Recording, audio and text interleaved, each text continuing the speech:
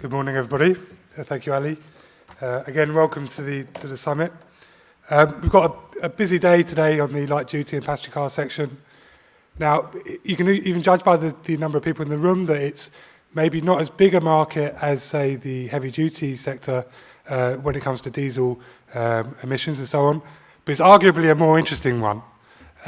Given the light that's been shed on or the exposure that the industry has had in the last 12 months following VW, which is just over a year ago, that we spoke about at the last conference, there's been a significant shift in how diesel is perceived and also how diesel is used in the light duty and passenger car section of the North American market.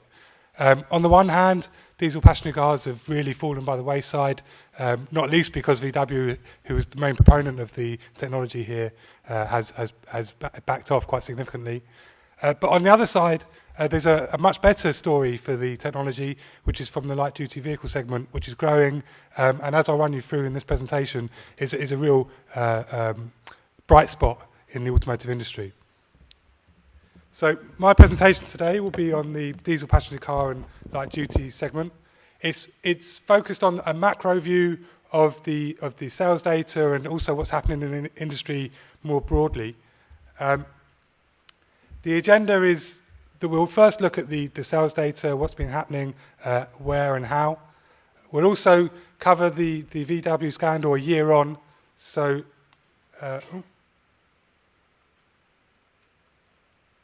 the VW scandal a year on.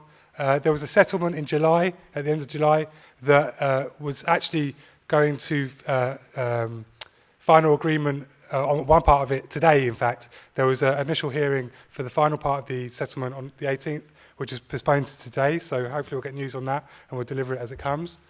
And also we'll just draw together the conclusions for the diesel passenger car and light-duty vehicle segment in North America more generally. The purpose of this is really to set a scene for the discussion for the rest of the day's speeches, and hopefully it will give you some context in which we can have those discussions.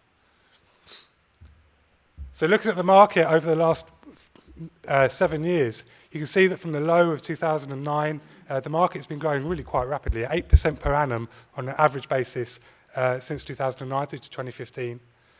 You can see that growth has slowed in 2016 somewhat. The chart on the right shows you 9-month to date, so to September, sales for both passenger cars and light trucks, light duty vehicles in 2015 and 2016. It's still growing at 1%, but you start to see a divergence between the fortunes of passenger cars and light duty vehicles. So as you can see, the light duty vehicle segment is continuing to grow at a decent pace, and the passenger car segment is falling off. This is for all vehicles, not just diesel. Breaking that out by segment, in the US and Canada, you see a significant sales growth for light-duty vehicles since 2009, a rate of 12% per annum on average. That growth has been continued in 2015 and into 2016, as we'll come to later. This bodes well for domestic OEMs, as that's where they're strongest in the segment, with the biggest players being GM, Ford, and then foreign OEMs such as FCA and Toyota also bringing up third and fourth place. Breaking that out into a more relevant piece of information for diesel, you can see that diesel represents roughly 5 to 6% of the market for light-duty vehicles at present. It's a growing segment, as I said, and one where the technology has a firm established foothold. Of the OEMs operating in the diesel section of light-duty vehicles, Ford is by far the biggest with over 50% of the market.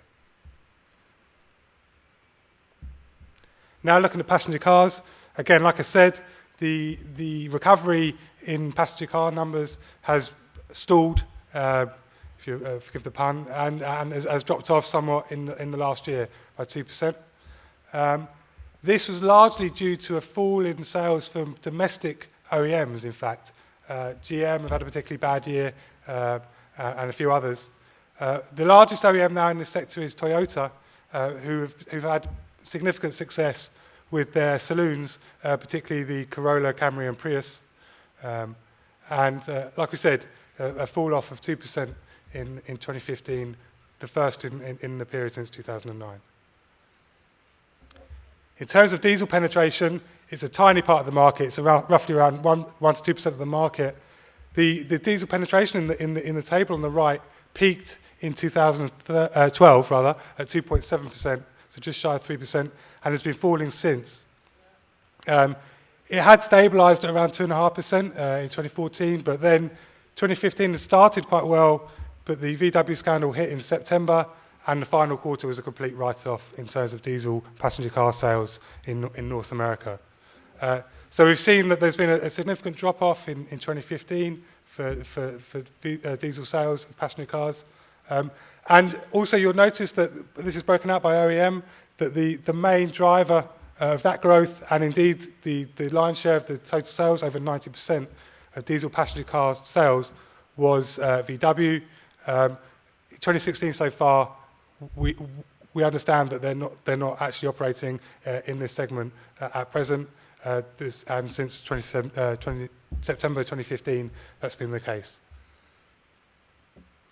So, taking a holistic view of all those numbers, this chart just really condenses it down. Again, it's a continuation of this 9-month vehicle sales to date for 2016 picture. You see, again, a really strong start and continuation of the year in 2016 for light-duty vehicles, 8% growth year on year, and a net increase in the number of diesel light-duty vehicles being sold. On the other side, passenger cars has dropped off as a segment altogether by 8% year on year for the first 9 months, and diesel as a proportion of that segment has got less. But the overall position is a net gain in diesel technology in the light-duty and passenger car segment taken together, which is probably not what you would have expected this time last year. And when at this conference last year, it was very much, well, that's the end of that then. It was nice while it lasted. But really, this shows you how things can turn out in a way that you wouldn't necessarily anticipate. So moving on to the VW scandal, we're not going to focus on what happened, why, and how. Most people know now in quite a lot of detail about the dual calibration, the defeat devices. There's a lot of text on this page, and I'm not going to read through it all. But basically, the thing to focus on is the fact that it was a $15 billion mistake. On the 26th of July, as I said, there was a settlement, a preliminary settlement, approved by the federal government of federal judges, which was broken down into effectively 3 parts. The first part was the approval of a $10 billion buyback scheme for the roughly 500,000 vehicles affected from VW. The second part was a $4.7 billion contribution or pledged mandate to cleaner air in initiatives in North America and California particularly. And the final $2 billion will be directed to national projects relating to electrification and zero-emission vehicles in the coming years. So the way you can sort of see that is part of it is punishment and part of it is PR for VW. The $10 billion is to effectively compensate drivers that were misled, and as a relatively punitive punishment as well. And then the rest is really about VW trying to reinvigorate its position or its image in the market. But that's not the end of it, really. There's a $600 million settlement put aside for state cases that, again, which is the piece of legislation that was being, piece of judgment that was being put through on October the 18th and has been delayed today. So that's for separate court cases. So there's another exposure there, and that's just in North America. So in Europe, the reason we've put these up is because it shows you that there's in everything there's a political element to everything. So in Europe, where OEMs are heavily invested in diesel technology, they've come to a technical solution rather than a financial solution or a banning solution for these vehicles. So the German Federal Motor Transport Authority has approved a technical solution for the 3.7 million VW Group vehicles fitted with the engine under question, the 2-litre TDI. In truth, VW broke no rules because in Europe because the test cycle was different and a lot less stringent for now. So that gives you some degree of the somewhat leniency showed in Europe. In South Korea, on the other hand, where VW competes and diesel technology competes directly with domestic OEMs, the situation is being treated a lot more harshly. They revoked the certification of 83,000 VW Group vehicles on 80 models and has issued a recall of 125,000 diesel vehicles sold in North Korea. And just in the final statement there, around 70% of foreign auto vehicles sold, passenger car sales in South Korea are diesel. So it gives you some idea of how these things often pan out. Partly it's politics, partly it's more legitimate reasons. So looking at what this means for VW itself, well, like we said, they're liable for 15.3 billion. This is likely to rise, although we don't think by much now, to be honest. The snippet you have here is of the last financial statement that they put out. That was for the period to June. It came out in July. They've put aside $18.1 billion of income to cover the scandal. So the initial settlement takes up 85% of that. The remaining 15% should be enough to see them through, at least for this year, in terms of the allowance they've made. Just putting that into context, in the first half of 2016, the group made $8.4 billion of operating profit. So the settlement will eat up most of VW's operating profit for 2016. So it's a significant undertaking that they've been given.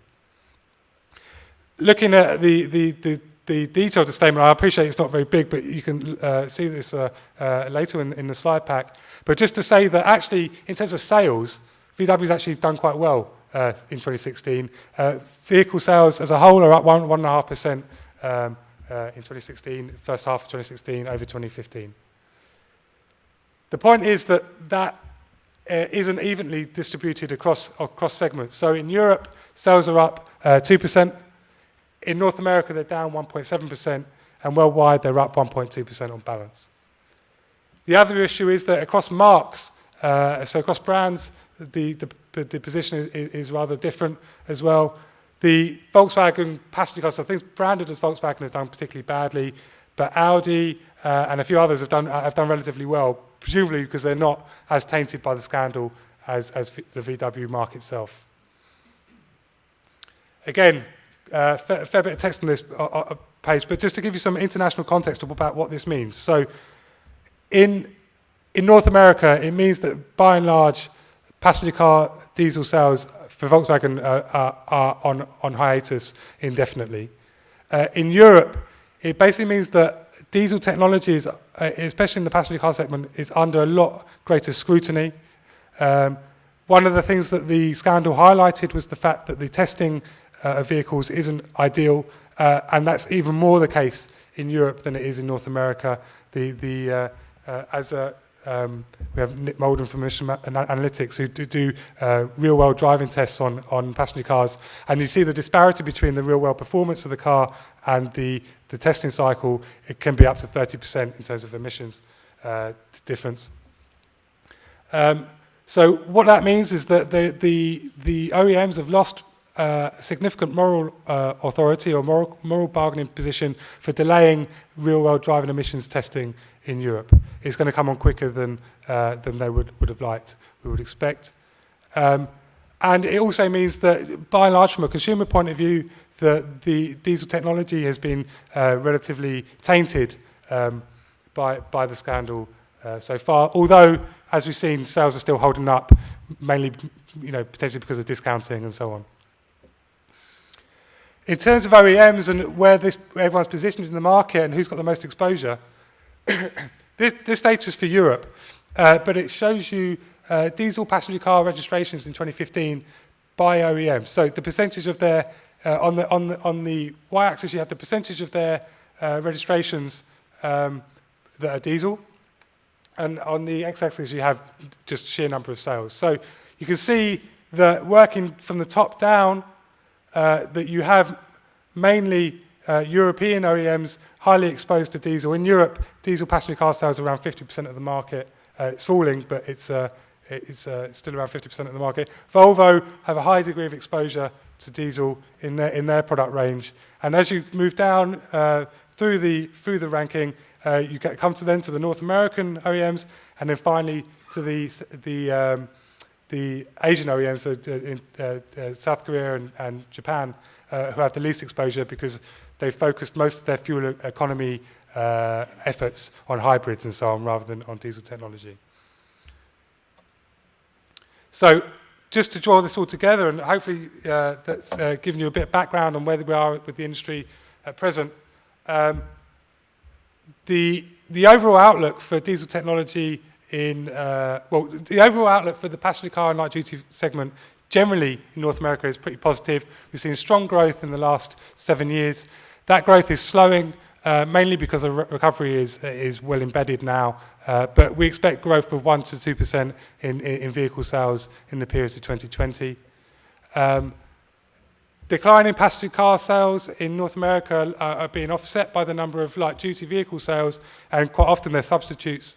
And this bodes well for diesel technology really in North America because they tend to have a higher diesel penetration than passenger cars.